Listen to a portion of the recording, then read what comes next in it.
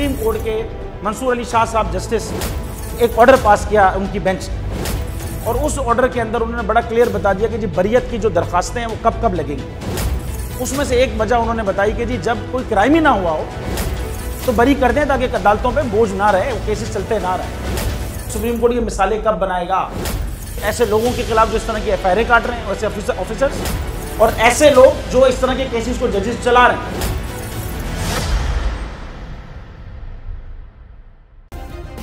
Subscribe करें और bell दबाएं ताकि कोई खबर रह न जाए।